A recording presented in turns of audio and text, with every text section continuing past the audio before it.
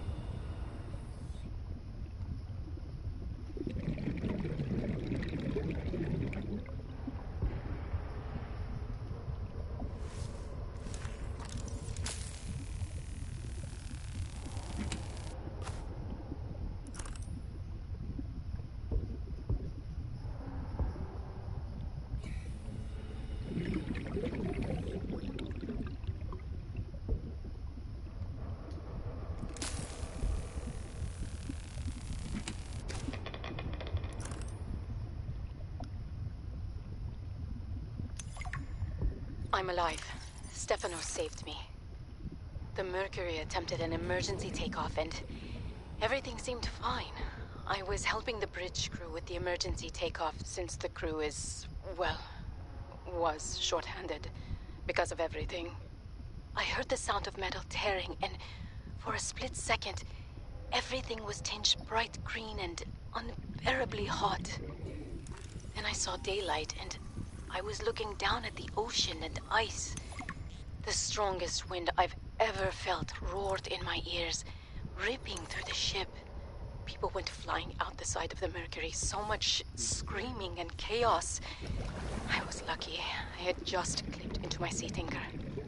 Stefanos came out of nowhere, like a malaika, an angel. I felt his rough, calloused hand grasp mine with the gentlest of urgency. It felt like time slowed, he said. I gotcha. Just follow me, Ella. I don't know how, but he used an emergency tether to drag me to the nuclear reactor core, the strongest bulkhead in the ship. We hit the water and everything went black. He's sleeping. I think he might have hit his head. I'm exhausted. The adrenaline has long since worn off and my body aches. I think I might have fractured a rib. I'm gonna shut my eyes for a bit. When I wake up, I'll figure this out. I'll save us. Welcome aboard, Captain.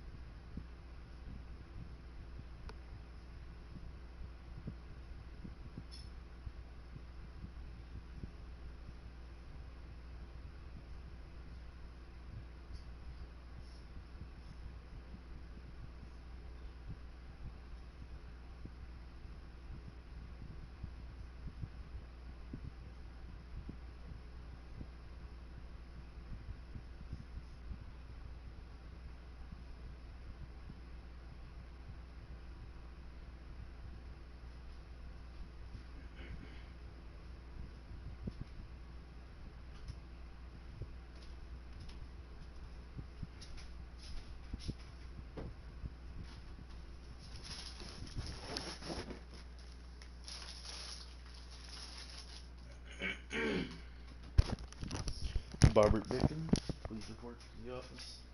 Barbara Bacon, please report to the office.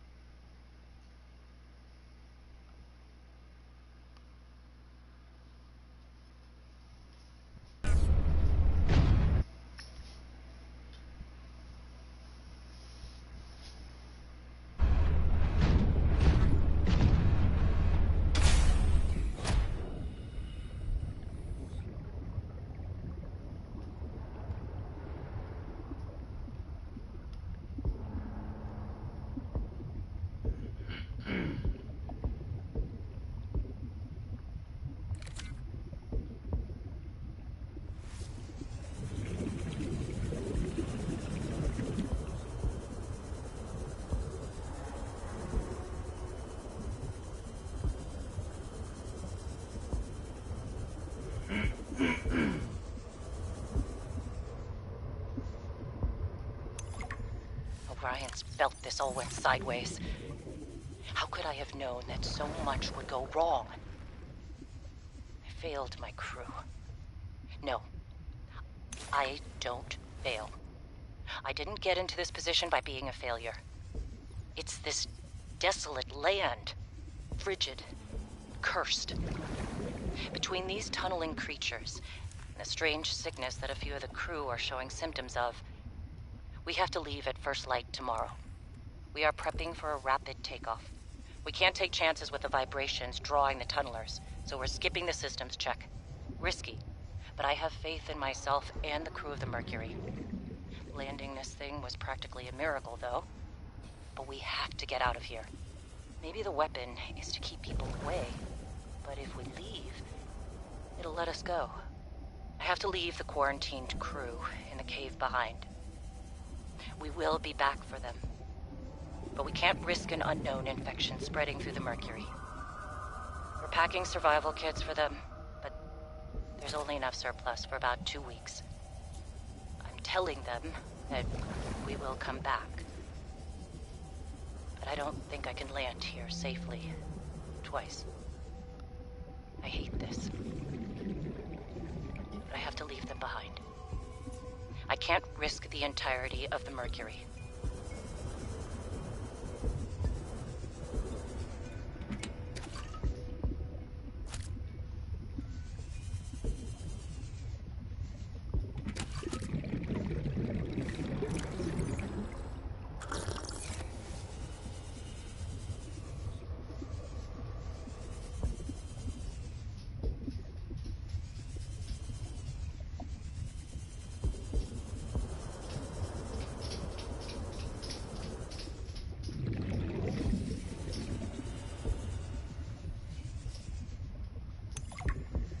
Sol should pay me more to lead these missions. I saved the whole damn crew from destruction. Mercury 2 was nearly obliterated by an immensely powerful energy beam. I don't know any weapon system with that level of capability. The power source to get that kind of range must be, well, otherworldly. We got lucky. The energy signature is similar to some of the weaponry meant to counter pirates on mining freighters. The refraction of the beam across the atmosphere? Ryan's belt, it looked like the Northern Lights. Such power. I fired the emergency flares and dumped water from the nuclear core. I think the heat signature confused the weapons tracking for just an instant. I managed a slight evasive maneuver, and I felt the Mercury get rocked by the sonic boom as the nuclear runoff rapidly evaporated. That alone could have taken us out. Definitely asking for a pay raise. This is not what I signed up for. My days of risky missions should be behind me. But what the hell? I still got it. Even if it was luck.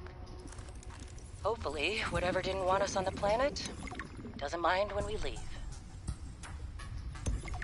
We need to get off this planet. I mean, the morning started out so well.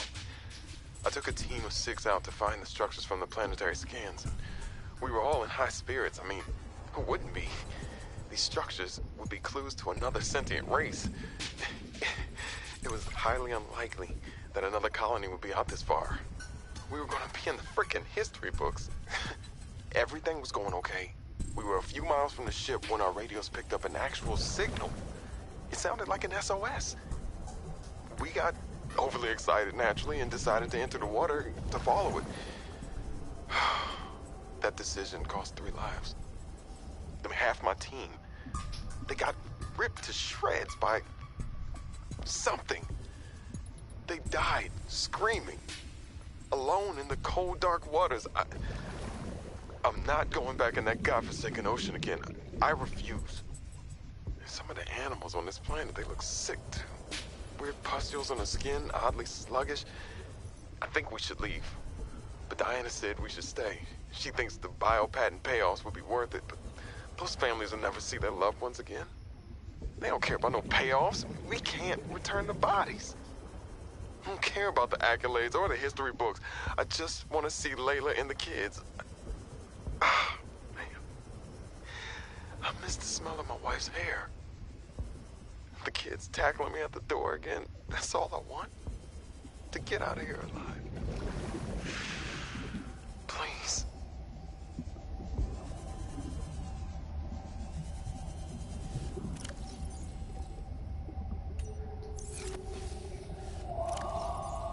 Well, we landed safely, despite my apprehension. Diana, damned adrenaline junkie, took one of her defining risks and it paid off. Why hire me as the maintenance engineering officer if you aren't going to listen to their advice? Papa. I didn't go to school for 8 years and get 3 degrees for nothing. I tried to convince Diana that we don't need to stop for repairs. That's what the drift drive and the secondary propulsion system are for. Just a bit slower. But she's in charge, not me. On the plus side, I get to work with Yasmin. I didn't know she was such a busybody. She's been going around the whole ship giving folks a hand.